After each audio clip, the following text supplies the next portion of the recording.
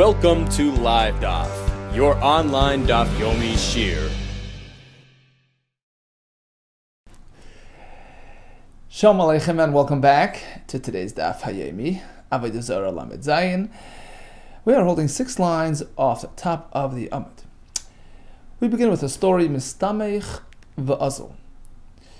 So Rabbi Nasiya was walking along and leaning akatve on the shoulder of his assistant, whose name was Rabbi Simloi, who was Shamei, who was his servant.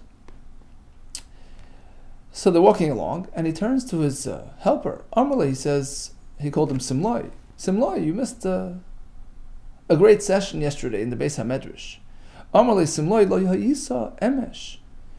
Bebeis HaMedrash, you were not present in the Beis HaMedrash when we came up with a grand Chidush Kishitarnus Hashemen. We actually permitted the use of non-Jewish oils. So, in fact, we rescinded. We were mevatel the earlier gezerah, the earlier isser established by Talmidei Hillel v'Shammai, as the Gemara actually discussed yesterday in great length. So this is what happened yesterday. You missed it. Amar Loi. So Rabbi Simloi responded to Rabbi Nasiya, once you're at it, why don't you permit the non-Jewish bread as well? Amar Loi b'yameinu. I wish that in our days, tater afas asapas. You should permit bread as well. And Taisus brings earlier, apparently it wasn't so widespread, it wasn't so widely implemented, very similar to what happened with the oil. It was established as a gzera, but it wasn't really so successful. So just like you rescinded the Isser from the Shemen Akum, hopefully one day you'll do the same with Pas Akum. Amar Leisa, Rabbi Nasiya responded, perhaps it's a good idea, but we can't.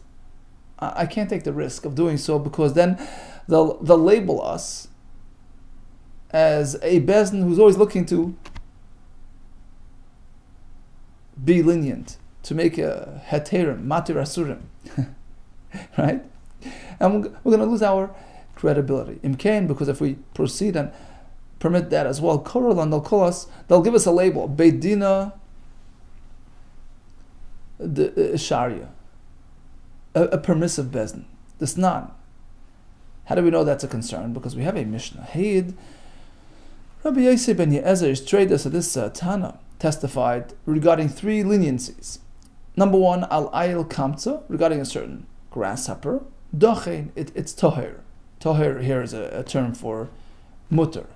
Toher and mutter go together. It's a toher species. You're allowed to go eat this grasshopper. It's one of those that are mutter. Likewise, regarding the liquids, water, whatever that's found in the Beis HaMikdash, in the Beis HaMitbachayim, this butcher area of the Beis HaMikdash, it's also dochein, which means to say it's not susceptible to tumah. In order to preserve, purity in the Beis HaMikdash, Chachamim did not apply tumah status to those liquids, as we're going to see later in the Gemara. So that's the next leniency. And then number 3, actually it doesn't appear like a leniency, but the Gemara later will discuss why exactly it's considered a kula. So v'al diyikrav l'meisav, if one comes into contact with a dead person, misav, he contracts the tumah from the mace. So these are 3 kulois, 3 leniencies, and guess what? They labeled him v'karle, and they called him Yosef, the matir Sharia. So I don't want to run the risk of being called based in Sharia. Let's just keep it at that. Let's keep it with the oil. Let's not expand it to the bread. Amalei says, what's the concern? How do you compare yourself, who were only matter 1 thing, to Yosef ben Ye'ezer, who was matter 3 things? How could you compare 1 to 3? Amalei hasam sharat las. Yeah, there he was matter 3 things. So he earned that label of Umar Sharachad, but you were only matter 1 thing. So what's the big deal to add another one? If you go and you add another heter, if you rescind the Isser from the Pas, it's still going to be just 2.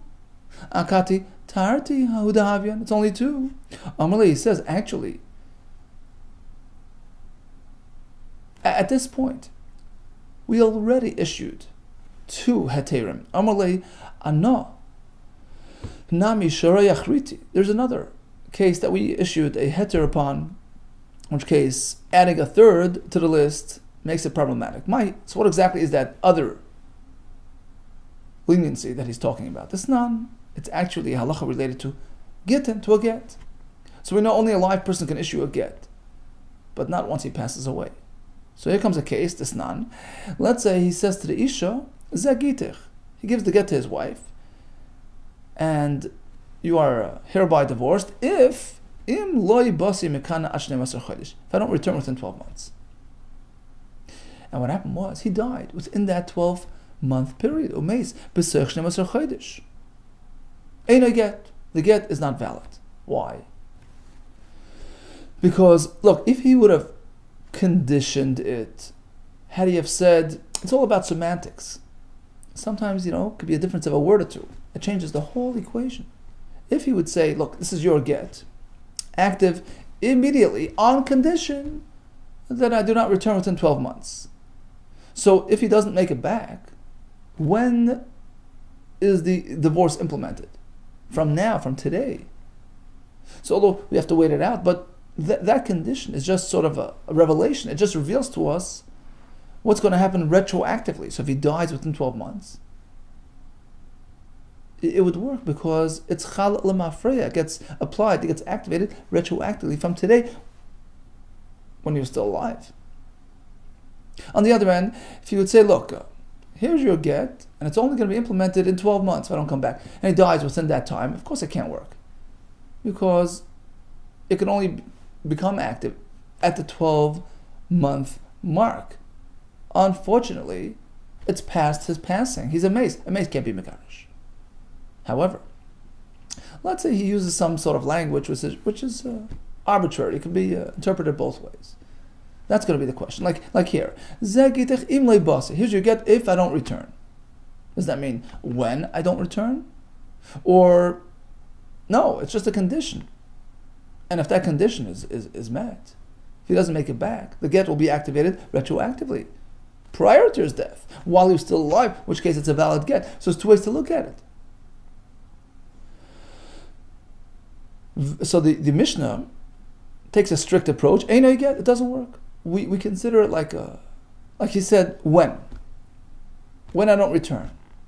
Well, guess what? He died before he had a chance to come back. He died before the 12-month period expired, in which case the get was never implemented during his lifetime, so it doesn't work. V'tani Allah. But it was said on this Mishnah. There was an added part to this Mishnah. There was an added element that there are those who disagree. For Rabbi Yisrael, our teachers, the Amoraim later on, they allowed her to marry. They consider the get valid.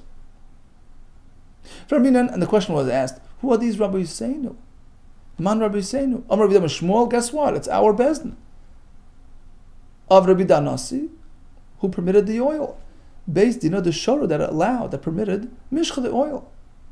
What was their rationale to validate the get? Because they hold it's like a Tanai. It's like, I want it to happen now on condition that I do not return within 12 months. So if he doesn't come back, the get is chal retroactively. What do you mean? But he never said amanas. He never said that it's a condition. The answer is several. They hold Rabbi Yossi Shita, who says the Omar Zmana Yishal Shtar Mechiach Alav.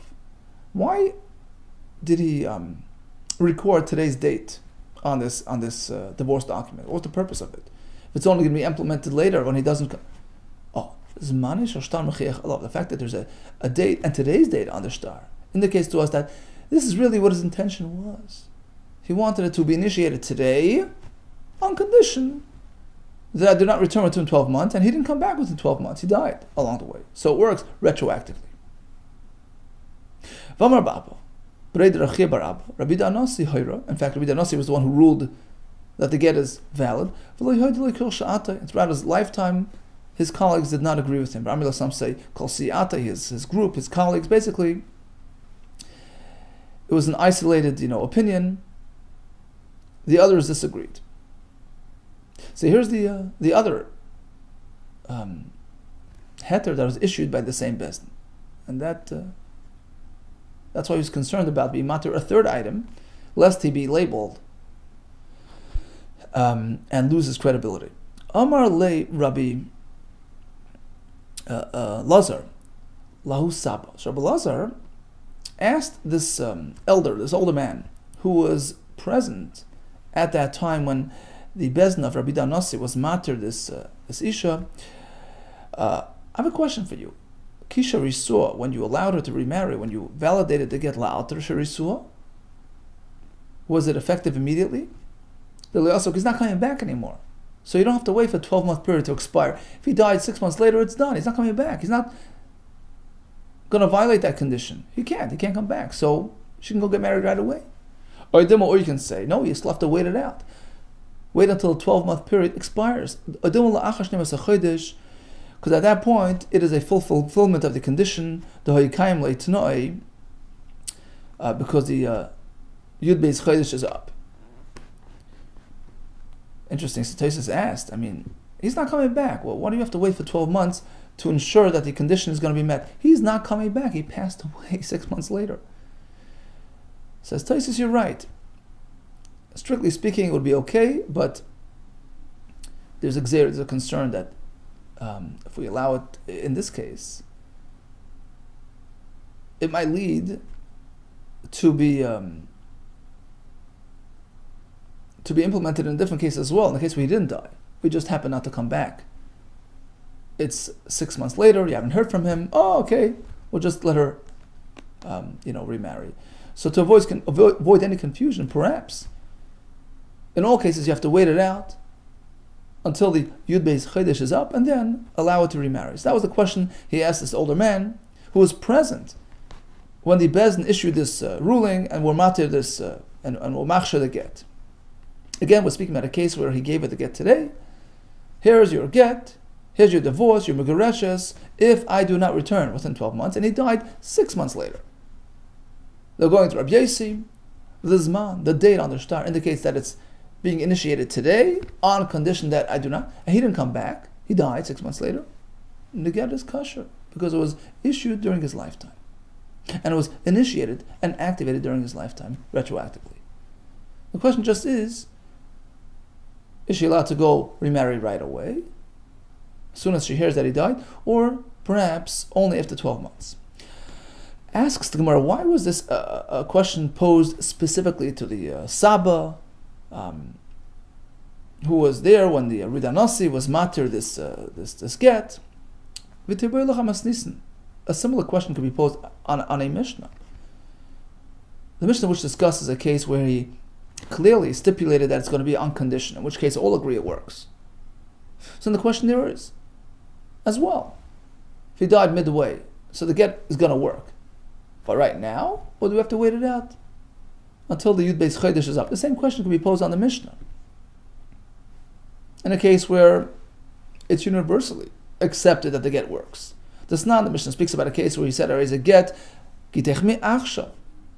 He was mefarish. It's going to be happening from now, going forward. Imlei basi, if I do not return, mikan, from now, ad Yud Beis Chodesh, until 12 months. And he died within that period. Umeis besoich 12 chodesh. No problem, have a get. It works. Why? The hayikayim late tonight, because the tonight was fulfilled. He didn't make it back within that period. So in this case, all agree it works because of that difference in expression, because he articulated me achshav imlei basi, right? It's going to be active from now. It's chal immediately if I do not return. So if he doesn't come back, it's chal lemafreya. It's implemented and activated retroactively. But the question still remains: do we have to wait it out until the 12-month period is over, or as soon as she hears that he passed away, he's not coming back? That activates the get retroactively. So again, is it la'alta havegita, or la'achar Yud Beis Chodesh? You're right, enachanami. The same question could be asked on the Mishnah. The reason why he preferred addressing that older person, Ela Mishum Dahavias Minyana. So this was, I guess, the Sabbai asking, why are you asking me? You could have asked it on the Mishnah. You're right, I chose you because you were there. You have that personal experience. You were there when they had the Minyana, when they took the count, the vote, and concluded to be matter that, machshir that get. So perhaps you have first-hand familiarity with this, with the intricacies of this halacha, and that's why I asked you. But there's no response, so it's sort of left unresolved. Will they matter it effective immediately, or only upon the expiration of the 12-month period? Amar Abaye. So Abaye will sort of once again wrap up all the different possibilities and organize it for us. So on the one hand, we have a case, Hakol Moedim, all would agree in this case. Let's say he gives the isha the get. So it's a slightly different variation of the previous scenario. Instead of speaking about returning within 12 months, he said, look, here's your get. When the son leaves its envelope, we need to say it's going to be yours to keep, it's going to be yours to use. The get will happen when the sun rises tomorrow. When is the get chal? Upon sunrise, not a second before. So if he dies midnight, the get cannot take effect. Because he clearly says, when the sun will rise. He said, when the sun will rise. If he dies in the middle of that night, too bad, get lachamisu. The get, which only gets activated tomorrow morning, is past his passing. It's too late for it to work. Get lachamisu. So there's no question, in this case it doesn't work. Likewise, in the case of the fellow who spoke about 12 months, if he would clearly say, here's your get, when I don't return, you have to wait it out. And if he died midway, it doesn't work.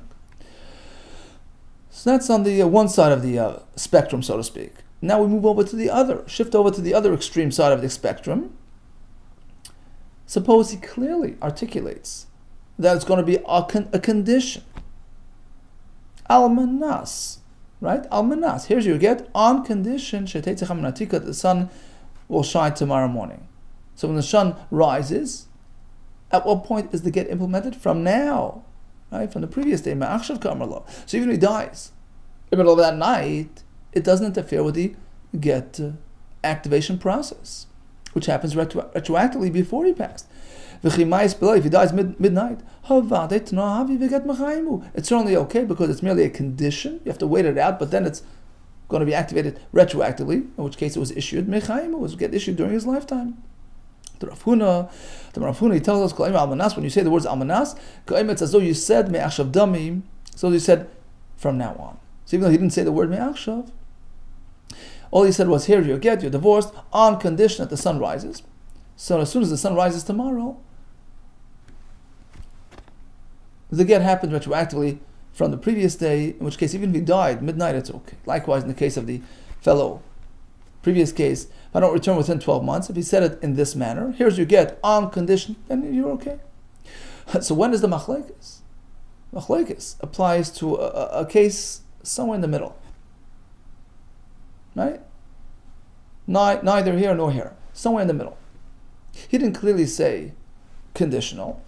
He didn't clearly say when. He used some sort of vague lashon. Machlekes is only ella be'im teitze. Here's your get if the sun will shine tomorrow. It's the way to look at it. The word im, does it mean when it will shine? So you have to wait it out, and if he dies before that, the get is aborted? Or could you say im just means it's conditional? Especially if we have the dating on the star, which indicates to us that it was initiated immediately. Be'im teitze. Rabbi Danasi Savlak Rabbi Yasi. So Rabbi Danasi, who permitted this get, is in line with Rabbi Yasi. Savlak Rabbi Yasi, the Amr who says, Zmanai, Shal Shtar Mechiach Allah, the fact that it's dated immediately, dated today. That's Mechiach Allah, that indicates to us that in fact it was to take effect immediately on condition. It's as though he would have said, look, here's your get, mihayayim, starting today if I die, so it's a condition. Or kimi achshavimati, from now if I die. In which case it works, even if he dies. For Rabbanan, however, no, less lut, Rabbi Yasi, they don't hold Rabbi Yasi's concept. the presence of the date on the shtar doesn't change the equation. Then it's a confusing scenario. It's like he said, here's your get if I died. What does that mean? Does it mean when I die? Does it mean on condition that I die? We're not sure. So you can't really act upon it.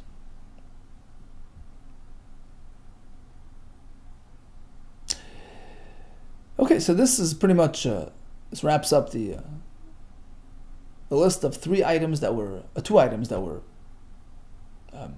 issued by the Bezdin of Rabbi Danassi. One was the heter on the shemen, one was the heter on the sket. Now let's go back to the 3 items issued by Rabbi Yossi ben Yezer. Hey Gufa, hey Yossi ben Yezer ish trader. So he testified on 3 things. Al kamtza dochen. This specific grasshopper is dochen, is kosher to eat. Number 2, the liquids found in the base of Migdash, they are all considered tahar. And third, the Valdikar Lemesa Masav, one who contacts a dead person becomes tam. Vikarla Yosef Shari, they called him Yosef the permitter. Let's go back and analyze these items one by one. My ayel kamtza, what is this grasshopper all about? What does he look like? What's unique about him? Rapapa Amar Shashiva, he's called a Shashiva who has a very long neck. Rab Chia Bar Ami B'Shmei Derula Amar, he says no, it was a suspil, a different type of grasshopper. Now, what was the issue with these grasshoppers? What was the shaila? Rapapa Amar Shashiva, it was the long-headed one, long-necked one. The comifligate machlekes between Yosef ben Ezra and his detractors are whether it has the required features to indicate that it's a kosher species. But Roisha Aruch, the question is regarding a long-necked grasshopper.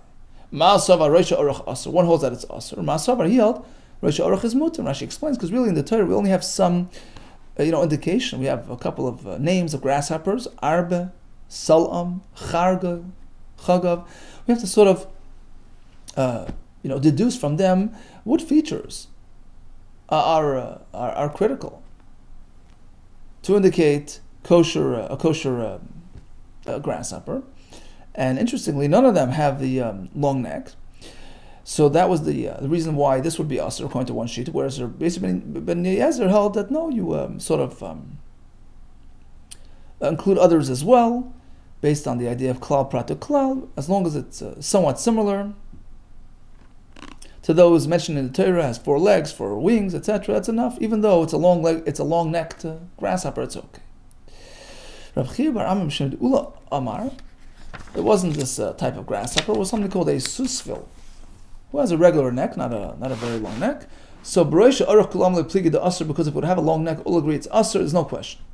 Because it doesn't compare to the types mentioned in the Torah. So what was the issue? It had these wings which barely covered most of its body. Here, Bechnaf of its wings, Chayfines Rubai, covered most of his body, but barely. It wasn't so discernibly roiv. That's the machlekes. Mar Savar, Ruba Kol Dubinan. One holds that as long as it's a bit over the 50 mark, that's okay, even if it's not, substantially roiv. Umar Savar Ruba Dimikabina. The other shita holds that no, in order for it to be considered a proper wing, a proper kanaf, it has to cover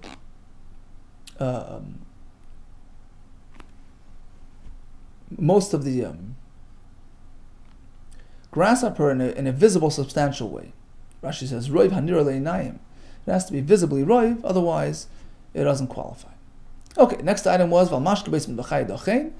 So we have the liquids found in the Beis HaMikdash.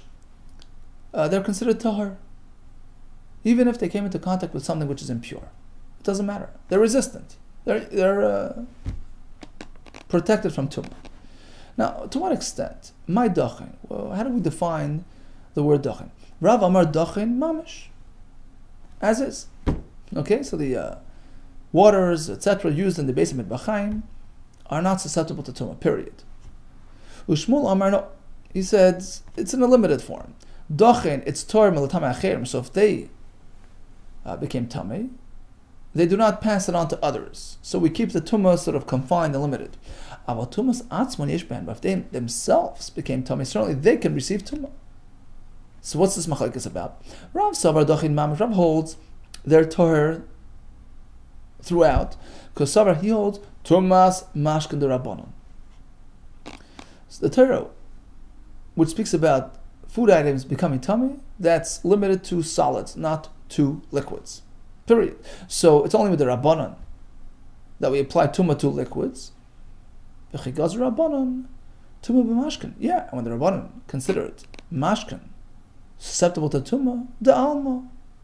That's your typical liquid outside the Beis HaMikdash. Aval b'mashk b'chaya legash, but in the Beis HaMikdash, in order to retain the Tumah, to limit it, to keep the Beis HaMikdash tahar, did not introduce Tumas mashkin at all in the Beis HaMikdash.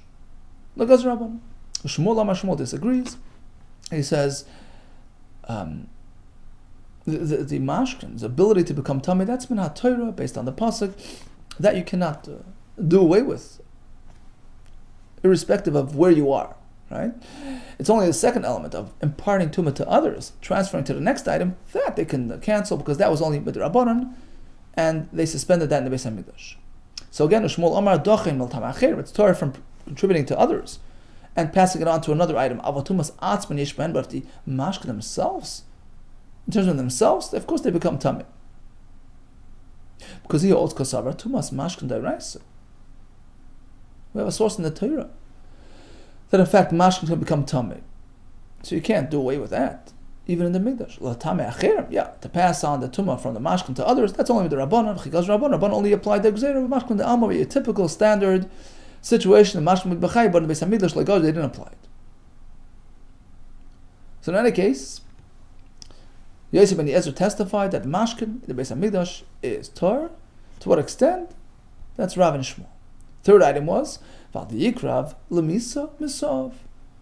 If one comes into contact with a mace, he becomes tamei. So V'kar Yosef Sharia, because of these three leniencies, they gave him a title Yosef the Mater. So first, the obvious question is, the third item is not a leniency at all. In fact, you're becoming tamei because you. Second question is, everybody knows, the psukim in the Torah teach us that. Why did we need Yosef ben Yezer to get up and testify that if one comes into contact with a mace, it becomes tamei? It's an obvious fact learned in the Chumash, coming up in a couple of weeks, right? In Parshas Chukas, Parshas Parah, right? So firstly, Yosef, why call him Yosef Sharia? Due to these three, specifically the third item, it's a chumrah. Yosef Asara Mibayle. You should have called him Yosef the strict one. Void furthermore, Dairaisi. We know that already from the pasuk. One touches a mace, he becomes tamei. What's the big news? The answer is Dairaisa. In the Torah, we only find the yikrav tamei, one who touches a mace. Yeah, he becomes tamei. What if you touch somebody else? So Shimon touches Reuben, who touched the mace. The yikrav, bid the yikrav tar. If you touch somebody else who touched the mace, you're tar. V'asa inu, v'gazer. And then the Chachamim later on came and applied a tumah to Shimon as well. V'asa inu, v'gazer afilu, the yikrav, bid the yikrav, one who touches, the one who touches. And V'asa hu came Yosef ben Yezer and says, no, I want to cancel that added component, v'ukma adaraisa, and he restored it back to the original din that we find in the Torah, that only Reuben, who actually touched the mace, becomes tamei. Asks the Gemara, what do you mean? The yikrav with the yikrav. Shimon who touched Reuben, who touched the mace, nami daraisu. It's also on the pasuk that he becomes tamei. Right? So second-hand tumah is also so the tamei is the first fellow, Reuben who touched the mace. Anybody that tamei now touches, which means to say, Shimon who came into contact with Reuben is also yitma. So clearly, second-hand tumah is also tamei min ha-Torah. The answer is Amru Rabban Kamei Rava. So Rabban explained to Rava in front of Rava, Mishmei de Marzutra, Brei de Rav Nachman. The name of Marzutra, the son of Rav Nachman, who quoted his father. Mishmei de Rav Nachman. Let me explain to you what's going on. Strictly speaking, in the Psukim we find the Iraisa, we find the Yikrav, which means to say Shimon, who's touching Reuben, who's touching the mace, Bichiburin, while he's still touching the mace. Yeah, that conducts the tumah onward to Shimon as well. Tumas Shiva. So now, just as Reuben attains a very high level of tumas shiva, he's tummy for 7 full days. He has to be, get the paraduma waters, right? Likewise, Shimon, who is currently touching Reuven while conducting the tumah from the mace, he too acquires that very severe tumah. Shaloi b'chibur, but let's say Reuven is already disengaged from the mace, and now comes into contact with Shimon. Sure, he transfers some tumah to Shimon, but it's not a direct conductor, and therefore, Shaloi b'chibur, tumas erev, Shimon gets a limited type of tumah, a 1-day tumah till the evening. That's in the pasuk. Vasa inu. Came the Chachamim later on, and they said, you know what, we don't want to confuse things, keep things simple and straightforward. Whether Reuven is actually still touching the mace while Shimon comes into contact with Reuven, or he's already disengaged, it doesn't matter. Even if Reuven is no longer actively touching the mace, tumas shiva, he will transfer tumah to Shimon on the highest form. Came along, Yosef ben Ezra says, no, it's going too far. Shimon is only tumah a lighter type of tumas erev.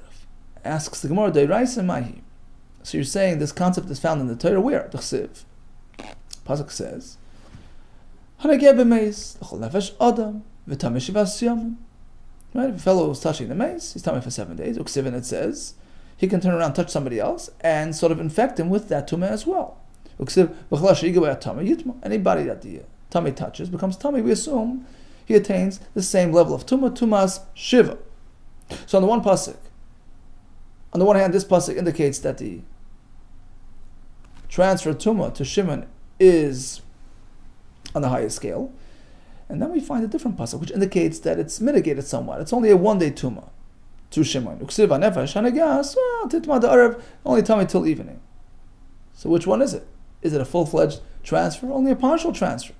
Okay, it must be. That it depends if he's actively conducting the tumah, if he's actually still in contact with the mace or not. Okay, it's at kan b'chibur, when the pasuk says that Shimon is tummy for 7 days, that's because he touched Reuven while still touching the mace. So it's sort of conducting over to Shimon directly. Kan shla b'chibur, and the other pasuk which says that Shimon only acquires a limited tumah, it's when Reuven is no longer touching the mace. So that's been Torah. The Chachamim came and applied the severe status to both situations, and Yosef ben Ezer restored it to the original format. And this was all presented to Rava in the name of Rav Nachman. Amalu Rava responded to them, he wasn't very happy. Haven't I already told you in the past, don't blame, untrue things on Rav Nachman. Don't attribute these things to Rav Nachman. I've already told you in the past, don't hang up on him. Buki, these containers, shriki, empty containers, these useless things, Rav Nachman. Don't blame these things on him. It's not coming from him. He disagreed with this. Pshat, he says, actually, I'm going to tell you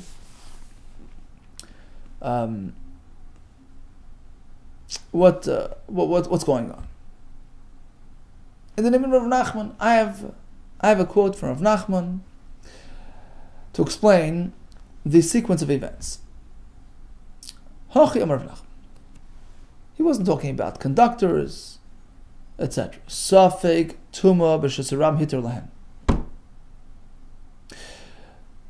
Yosef ben Ezra's chiddush was that if one encounters a situation where he's in the street, he's in public, and he's unsure of whether he touched something which is tummy, he has a safek tuma that occurred b'shesaram.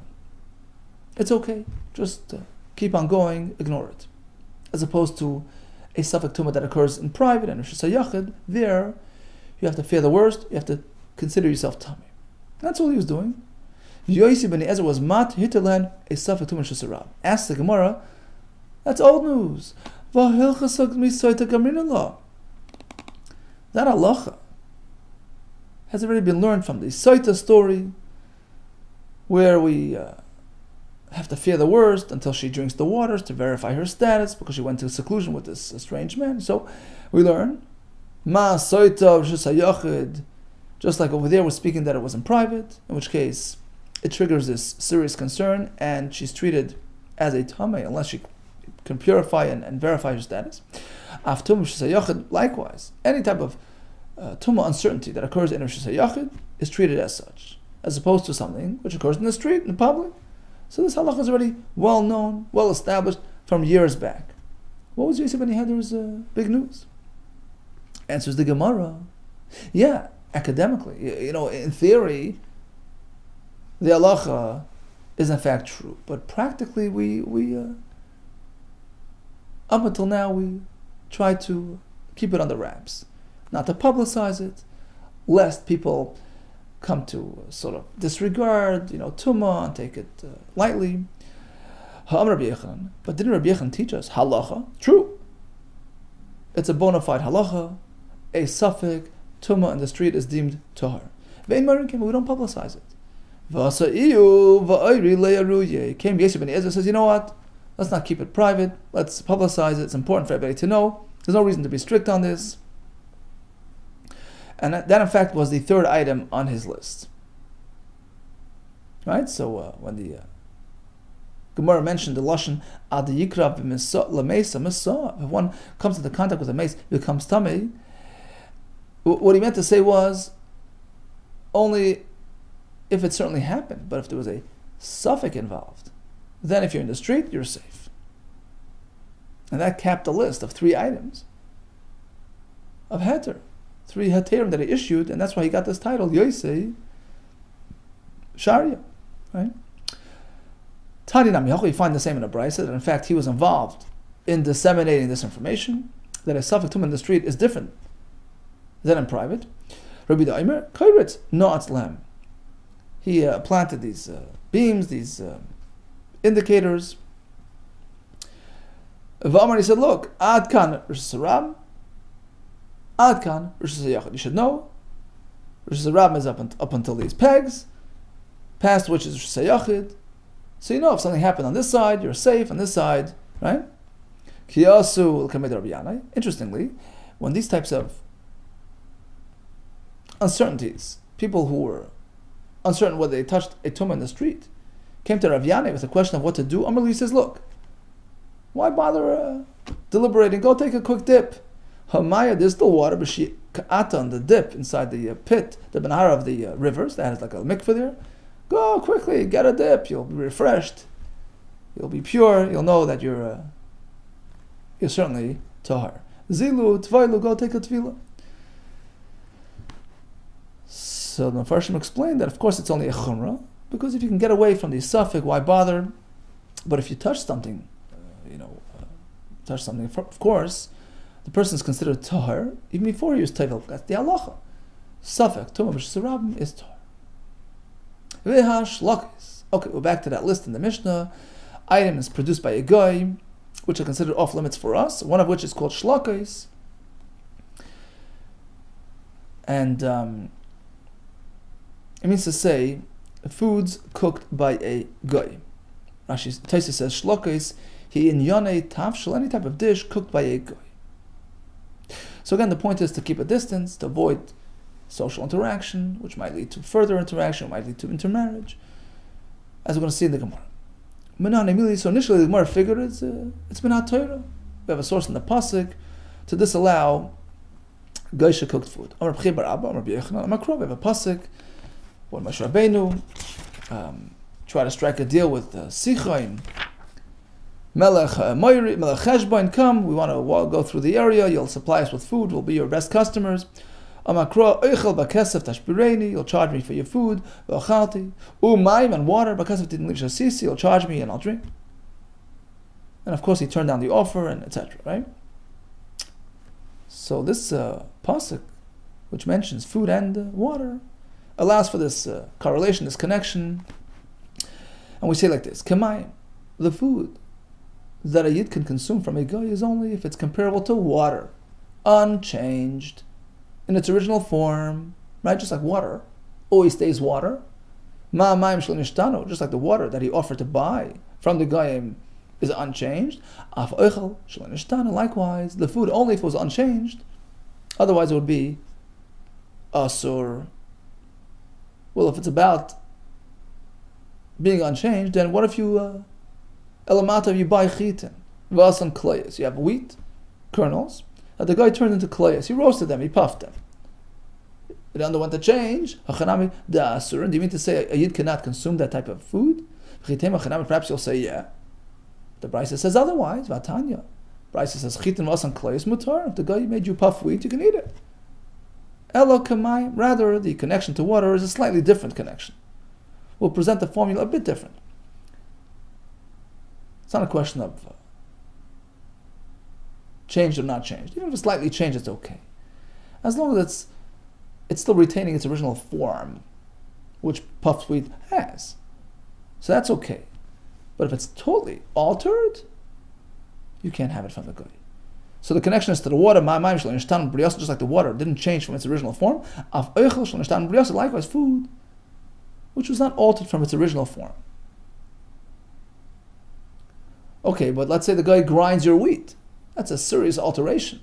So if that's the case, if the guy grinds your wheat, he takes wheat, grinds it, and sells you flour.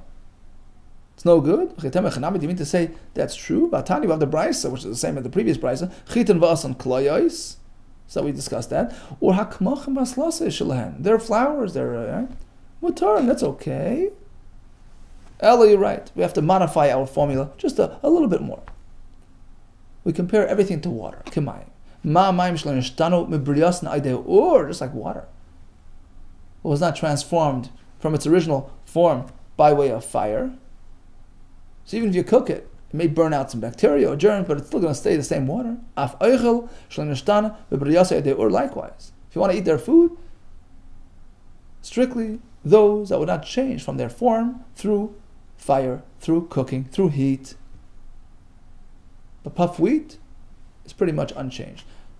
Ground flour, ground wheat, it wasn't changed by way of fire. It did not undergo a cooking process. So the only thing that's off limits is something which was transformed by way of cooking. Really, where do we find any indication of cooking in this pasuk? It just says water and midi or ksiv. Where do we find any indication